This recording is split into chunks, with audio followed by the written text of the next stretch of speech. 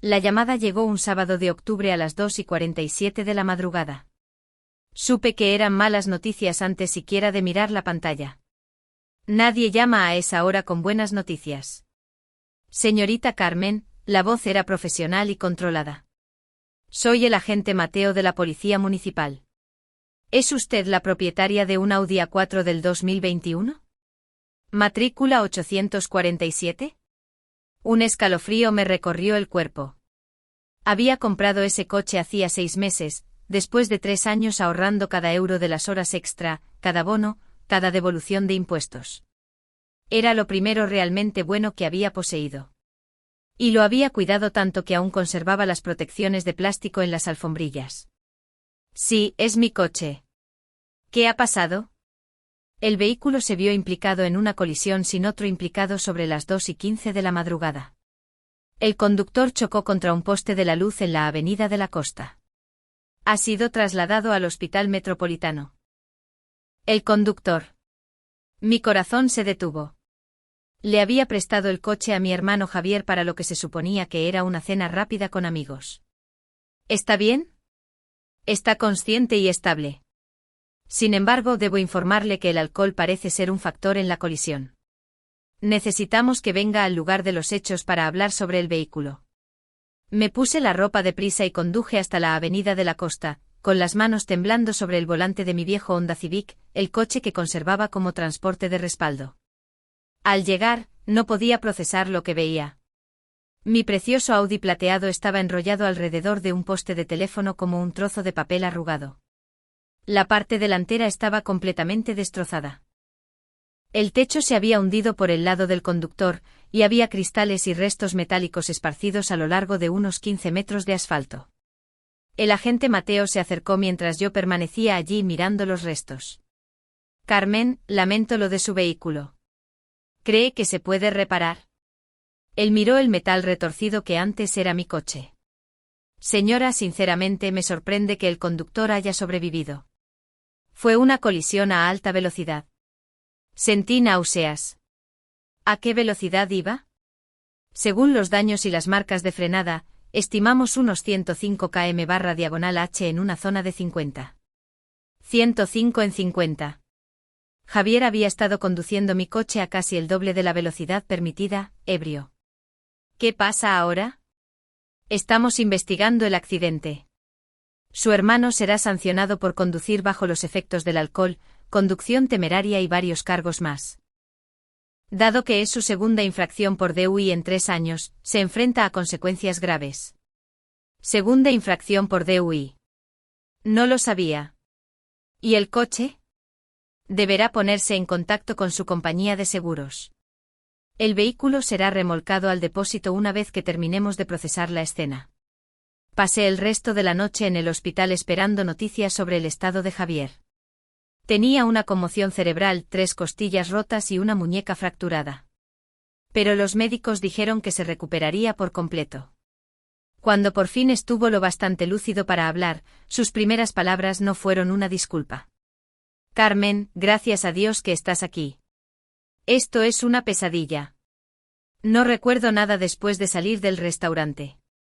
Estabas borracho, Javier. Chocaste mi coche. Yo no estaba borracho.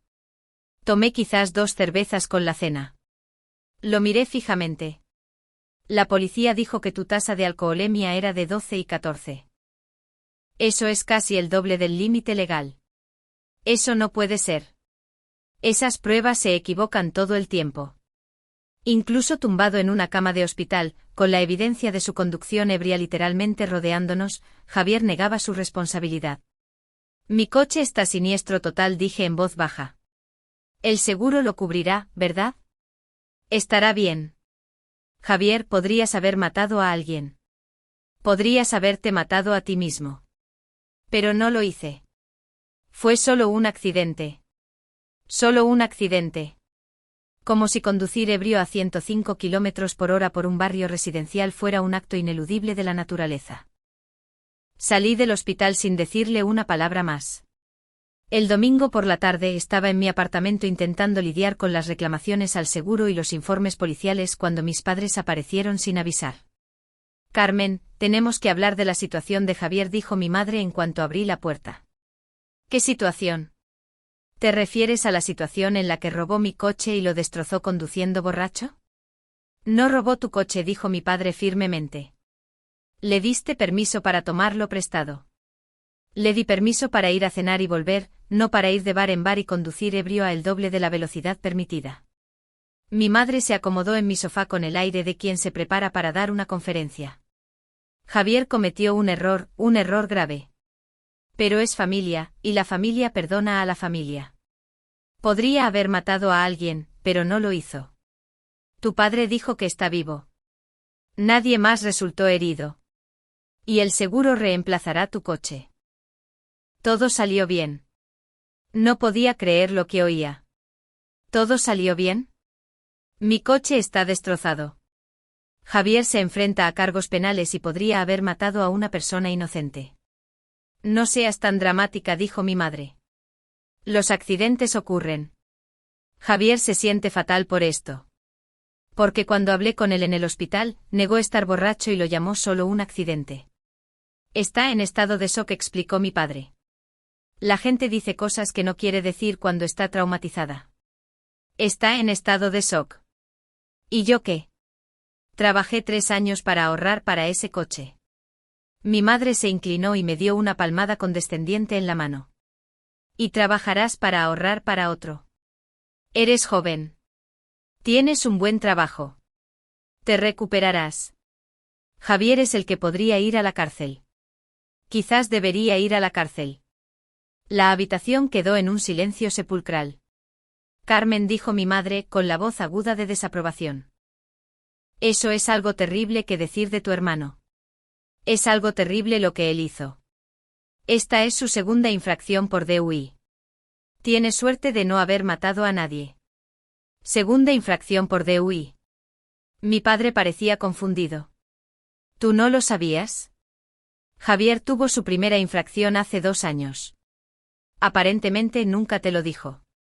Mis padres intercambiaron miradas. Eso no cambia nada, dijo mi madre finalmente. Sigue siendo tu hermano y necesita nuestro apoyo ahora mismo. ¿Y mi apoyo?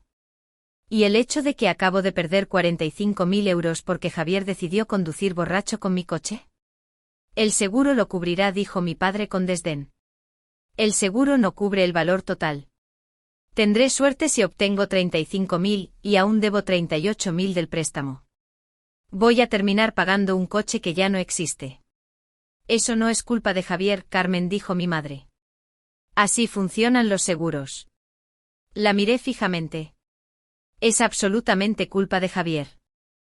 Si no hubiera conducido borracho, mi coche no estaría enrollado alrededor de un poste de teléfono. Mira, Carmen, dijo mi padre, usando su voz de padre razonable. Entendemos que estés molesta.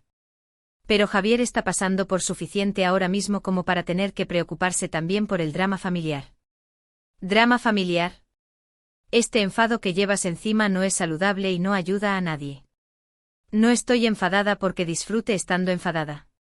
Estoy enfadada porque mi hermano destrozó mi coche mientras cometía un delito grave. Fue un accidente. Conducir borracho no es un accidente. Es una elección. Mi madre se levantó claramente frustrada por mi negativa a ser razonable. Carmen, vinimos aquí esperando que fueras más madura al respecto. Javier necesita saber que su familia lo apoya. ¿Habéis preguntado a Javier si planea apoyarme a mí? Quizás ayudando con el déficit del seguro o con el hecho de que ahora necesito comprar otro coche. Javier no tiene ese tipo de dinero. Javier tenía dinero para pagar las copas, dije. Eso es diferente. ¿Cómo es diferente? Porque Javier está pasando por un momento difícil ahora mismo, luchó mi padre por encontrar las palabras. Ha estado estresado por el trabajo y a veces la gente toma malas decisiones cuando está bajo presión. Así que su estrés justifica destrozar mi coche. Lo explica, dijo mi madre. Y como su familia, necesitamos mostrar comprensión y compasión. Miré a mis padres, 2 personas que habían cruzado la ciudad, no para ver cómo estaba yo después de perder mi coche, sino para asegurarse de que yo no estaba siendo demasiado dura con la persona que lo había destrozado. ¿Alguno de vosotros le pidió a Javier que se disculpara conmigo? Estuvieron callados. ¿Sugeristeis que asumiera la responsabilidad de los daños económicos que causó? Más silencio. ¿Incluso expresasteis decepción por su comportamiento, o solo os centrasteis en asegurarte de que yo no le hiciera responsable? Carmen, cariño, dijo mi madre en voz suave. Estamos intentando mantener a esta familia unida pidiéndote que finjas que lo que hizo Javier está bien. Pidiéndome que perdone a mi hermano y siga adelante no significa que él no deba enfrentar las consecuencias de sus actos. ¿Qué consecuencias?, preguntó mi padre. Ya ha pasado por un terrible accidente de coche. Está herido. Se enfrenta a problemas legales. ¿No ha sufrido ya suficiente? Se enfrenta a problemas legales porque cometió delitos. Y yo me enfrento a problemas económicos por sus decisiones. Los problemas económicos son temporales, dijo mi madre. Los problemas legales de Javier podrían seguirle durante años. Me di cuenta de algo en ese momento. Mis padres no solo me pedían que perdonara a Javier. Me pedían que fingiera que su conducción ebria era mi problema a resolver, mi pérdida a absorber, mi responsabilidad a minimizar. ¿Sabéis qué?, dije poniéndome de pie. Tenéis razón. Javier ha sufrido suficiente. Mis padres parecieron aliviados. Me aseguraré de que no tenga que sufrir más consecuencias por sus actos. Eso es muy maduro por tu parte, Carmen, dijo mi padre con aprobación. Ya he llamado a la policía y he presentado una denuncia por el uso no autorizado de mi vehículo. El alivio en sus rostros se convirtió en confusión. ¿Qué significa eso?, preguntó mi madre. Significa que he documentado que Javier cogió mi coche sin permiso para ir a beber, lo condujo ebrio y lo destrozó por conducción temeraria. Pero tú le diste permiso. Le di permiso para ir a cenar y volver. No le di permiso para ir de bar en bar o conducir ebrio. El informe policial refleja los hechos reales de lo sucedido.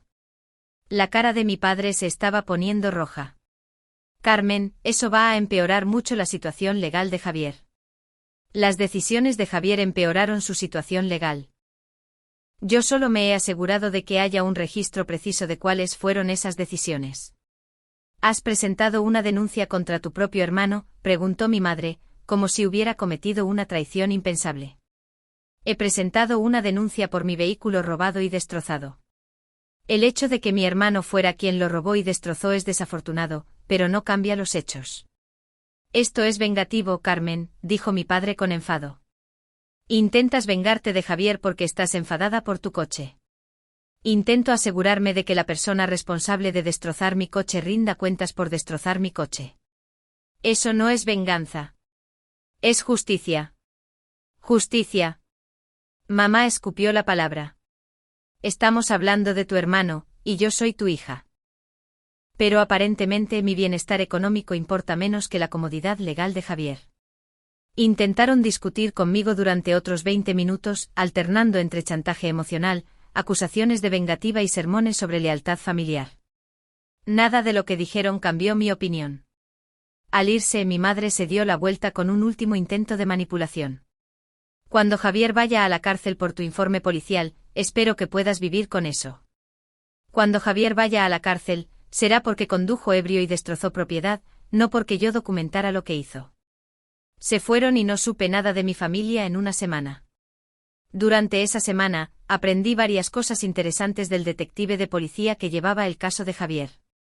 Primero, esta no era la segunda infracción por DUI de Javier, era la tercera. Había tenido una en la universidad que mis padres habían manejado en silencio. Una hace 2 años que él había mantenido en secreto y ahora esta. Segundo, Javier había estado en 3 bares diferentes esa noche, no solo a cenar con amigos como me había dicho.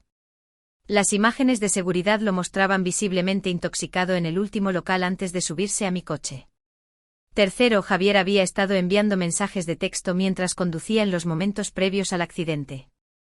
La policía había recuperado su teléfono y encontrado mensajes que había enviado a amigos jactándose de conducir el coche elegante de su hermana. Nada de esto me sorprendió, pero confirmó lo que sospechaba. La versión de los hechos de Javier era una completa ficción. La sorpresa llegó el domingo siguiente cuando mis padres me invitaron a una cena familiar para arreglar las cosas. Llegué a su casa y me encontré no solo a mamá, papá y Javier, sino también a mi tía Susana, mi tío Roberto y mis abuelos. Era claramente una intervención diseñada para presionarme a retirar los cargos contra Javier. Javier estaba sentado a la mesa del comedor con el brazo escayolado, con un aspecto apropiadamente arrepentido. Me dedicó una débil sonrisa al entrar. Carmen, me alegra mucho que hayas venido, dijo mi madre, con un tono artificialmente cálido. Estamos todos aquí porque queremos a ambos, a ti y a Javier, y queremos encontrar una manera de sanar a esta familia. Me senté frente a Javier, notando que nadie me había preguntado cómo estaba lidiando con la pérdida de mi coche o el estrés financiero de la situación del seguro. Javier tiene algo que decirte, anunció mi padre. Javier me miró con lo que probablemente consideró una expresión sincera. Carmen, siento mucho lo de tu coche. Sé cuánto significaba para ti. Gracias, dije. Y quiero compensarte. Una vez que mi situación legal se resuelva y pueda volver a trabajar, te ayudaré con lo que el seguro no cubra. Varios miembros de la familia asintieron con aprobación ante esta generosa oferta. ¿Cuánto crees que será?, pregunté. No sé. Unos miles de euros. Intenta 10.000 euros, quizás más. El rostro de Javier se ensombreció. Bueno, quiero decir, haré lo que pueda. Puede que tarde un tiempo. ¿Cuánto tiempo? No lo sé. Unos años, quizás. Y Susana intervino.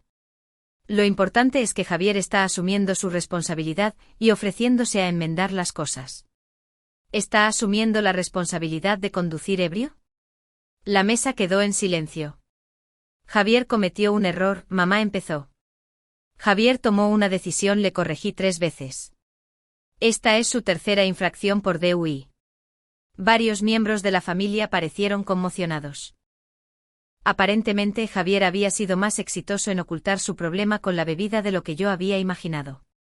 De eso no estamos aquí para hablar, dijo mi padre firmemente. Estamos aquí para hablar de seguir adelante como familia. ¿Seguir adelante cómo? Mi abuelo habló por primera vez. Tu abuela y yo pensamos que deberías retirar esa denuncia. Javier ha aprendido la lección. ¿Qué lección ha aprendido? Que beber y conducir es peligroso. Abuela dijo que aprendió esa lección 2 veces antes. No le impidió volver a hacerlo. Esta vez fue diferente, Javier dijo. Esta vez realmente entiendo lo grave que podría haber sido. ¿Qué tiene de diferente? Podría haberme matado. Podrías haber matado a alguien más. De hecho, si hubiera habido otro coche en la avenida de la Costa o si alguien hubiera estado paseando a su perro, probablemente los habrías matado. Pero eso no pasó, dijo mi madre rápidamente. Porque Javier tuvo suerte. No porque estuviera siendo responsable. Mi tío Roberto decidió probar un enfoque diferente. Carmen, todos entendemos que estás enfadada, pero piensa en el futuro de Javier. Una condena por delito grave podría arruinar su carrera. Las decisiones de Javier podrían haber arruinado la vida de alguien permanentemente. Pero no lo hicieron, Javier dijo. Y prometo que nunca volverá a pasar. Miré alrededor de la mesa a estas personas que estaban tan concentradas en proteger a Javier de las consecuencias que no podían ver lo peligroso que se había vuelto su comportamiento. Javier, ¿cuántas veces has conducido ebrio sin que te atraparan? ¿A qué te refieres? Me refiero a que esta es tu tercera infracción por DUI, pero supongo que no es la tercera vez que conduces ebrio. ¿Cuántas veces te saliste con la tuya? No sé de qué estás hablando. ¿No recuerdas haber conducido ebrio otras veces? La cara de Javier se sonrojó. A veces la gente se toma una copa o 2 y sigue conduciendo. Eso no es lo mismo que conducir ebrio. De hecho, literalmente es lo mismo. Carmen, dijo mi madre bruscamente. Deja de atacar a tu hermano. No estoy atacando a nadie. Estoy intentando entender cómo llegamos al punto en que Javier pensó que estaba bien coger mi coche y conducir ebrio con él. Él no pensó que estaba bien. Mi padre dijo que cometió un error de juicio 3 veces. Esto no ayuda a nadie, dijo mi tía Susana. Lo hecho está. La pregunta es, ¿cómo seguimos adelante? Seguimos adelante con Javier enfrentando las consecuencias de sus acciones y recibiendo la ayuda que necesita para dejar de conducir ebrio. Él no necesita ayuda, dijo mi madre. Solo necesita el apoyo familiar. Necesita ambas cosas. Y parte de enfrentar las consecuencias es lidiar con el sistema legal sin la interferencia de su familia. La sala estalló en protestas. Todos empezaron a hablar a la vez sobre lealtad familiar, perdón y la importancia de apoyarse mutuamente en momentos difíciles. Esperé a que se callaran, luego me levanté.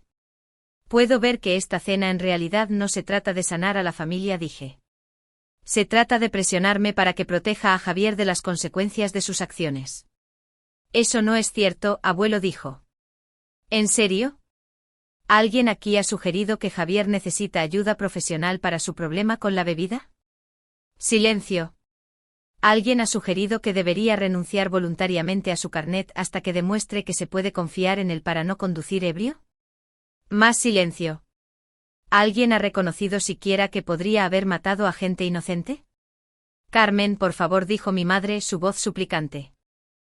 Es tu hermano y yo soy tu hija, pero aparentemente su comodidad importa más que mi seguridad o mi seguridad financiera. Me dirigí hacia la puerta, luego me di la vuelta.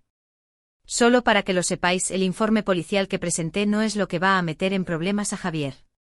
Su tasa de alcoholemia, el exceso de velocidad, los daños a la propiedad y sus condenas anteriores son lo que va a meterlo en problemas. Pero tu informe lo empeora, dijo mi padre. Mi informe lo hace preciso. Cuando llegué a la puerta, Javier me llamó. Carmen, espera. Me detuve. ¿Qué quieres de mí? ¿Qué te haría feliz? Me di la vuelta para mirarlo. ¿En serio? Míralo. Tenía 28 años, sentado en el comedor de mis padres con su familia extendida rodeándolo para protegerlo de la rendición de cuentas. Acababa de destrozar mi coche conduciendo ebrio. Y su mayor preocupación era si yo iba a empeorar sus problemas legales. Quiero que dejes de conducir ebrio, dije. Quiero que busques ayuda para tu problema con la bebida y quiero que asumas toda la responsabilidad de lo que le hiciste a mi coche. Estoy asumiendo la responsabilidad. Dije que te lo devolvería. Dijiste que ayudarías con lo que el seguro no cubra, quizás en unos años si puedes. Eso no es asumir la responsabilidad. Es ofrecerte a ayudar con las consecuencias de asumir la responsabilidad. ¿Qué más puedo hacer? Puedes dejar de pedirme que mienta a la policía sobre lo que pasó. Javier parecía genuinamente confundido. Yo nunca te pedí que mintieras. Todo el mundo en esta habitación me pide que mienta. Me estáis pidiendo que finja que tenías permiso para coger mi coche a beber. Me estáis pidiendo que finja que fue un accidente ineludible en lugar del resultado predecible de conducir ebrio. Me estáis pidiendo que minimice tus decisiones para que enfrentes menos consecuencias por tomarlas. Miré alrededor de la habitación una vez más. El informe policial se mantiene. Javier enfrentará las consecuencias que el sistema legal determine que son apropiadas, y yo no cubriré ninguno de los daños económicos que causaron sus decisiones. Los dejé sentados allí y conduje a casa en mi viejo Honda Civic, sintiéndome más ligera de lo que me había sentido desde la noche en que sonó mi teléfono a las 2:47 de la madrugada. 3 semanas después, los agentes de policía se presentaron durante la cena del domingo en casa de mis padres.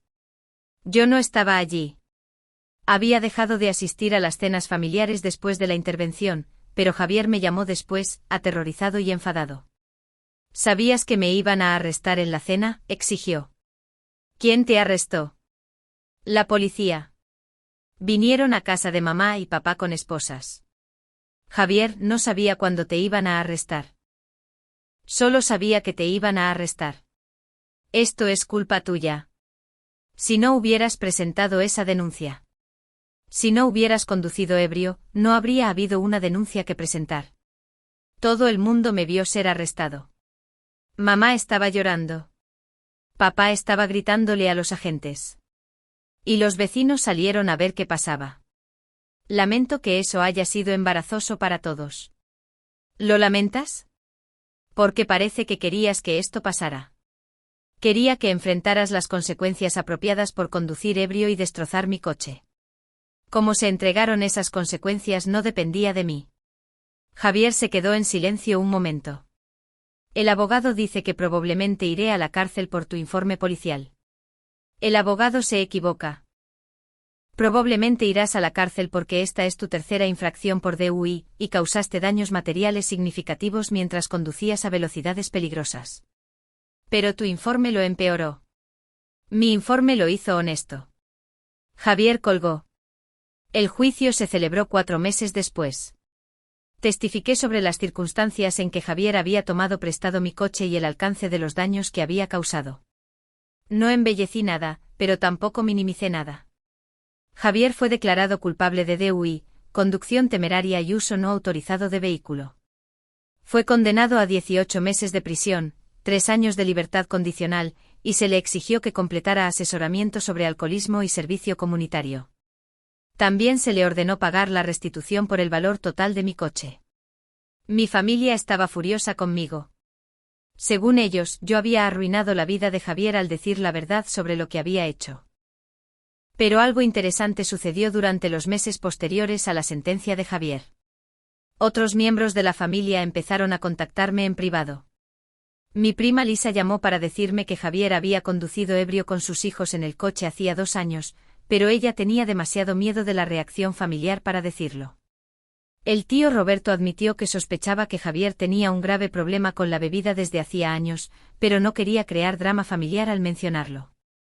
Incluso mi abuela finalmente reconoció que quizás la cárcel obligaría a Javier a obtener la ayuda que necesitaba. Javier cumplió 14 de sus 18 meses de sentencia. Fue liberado anticipadamente por buen comportamiento y por completar el programa de tratamiento de alcoholismo de la prisión. La primera llamada que recibí de él después de su liberación fue diferente a cualquier conversación que hubiéramos tenido antes. Carmen, te debo una disculpa, dijo sin preámbulos. Vale, no solo por destrozar tu coche, por todo, por mentir sobre lo que pasó, por dejar que mamá y papá te presionaran para que retiraras los cargos, por no asumir nunca la responsabilidad de nada de eso. Gracias. El consejero de la prisión me ayudó a entender algo, dijo. Dijo que los familiares que protegen a los adictos de las consecuencias no los están ayudando, los están permitiendo. Estaba en silencio sin saber hacia dónde se dirigía esto. Ella dijo, fuiste la única persona en nuestra familia que realmente intentó ayudarme permitiéndome enfrentar las consecuencias de mis acciones. ¿Cómo te sientes al respecto ahora? Sinceramente estoy agradecido. Estoy sobrio. Por primera vez en 8 años, voy a Alcohólicos Anónimos y tengo un trabajo que no implica conducir. Nada de eso habría sucedido si hubieras dejado que mamá y papá te convencieran de retirar los cargos. ¿Y la restitución? Te estoy devolviendo 50 euros a la semana. Va a llevar mucho tiempo, pero pagaré cada céntimo. Y lo ha hecho. Javier ha estado haciendo pagos constantemente durante 2 años. También ha estado sobrio durante 2 años, asiste regularmente a reuniones de AA, y ha reconstruido su relación con la honestidad y la rendición de cuentas. Mis padres han ido aceptando poco a poco que proteger a Javier de las consecuencias en realidad lo estaba perjudicando. Todavía piensan que fui demasiado dura, pero reconocieron que Javier necesitaba ayuda profesional que el apoyo familiar por sí solo no podía proporcionar. El acuerdo del seguro terminó siendo deficitario, tal como había predicho. Perdí alrededor de 12.000 euros en el coche, que los pagos de restitución de Javier están cubriendo lentamente. Pero lo más importante, aprendí que a veces lo más amoroso que puedes hacer por alguien es negarte a permitir su comportamiento destructivo, incluso cuando todos los demás te presionan para que lo protejas de la rendición de cuentas. Javier podría haber matado a alguien esa noche. Si mi informe policial contribuyó a las consecuencias que le impidieron volver a conducir ebrio, entonces valió la pena cada incómoda cena familiar y cada llamada telefónica enfadada. A veces salvar a alguien significa dejar que toque fondo en lugar de proporcionarle un aterrizaje suave que le permita seguir tomando decisiones peligrosas. Familia no significa protegerse mutuamente de las consecuencias. Significa preocuparse lo suficiente por los demás como para insistir en la rendición de cuentas, incluso cuando la rendición de cuentas es dolorosa.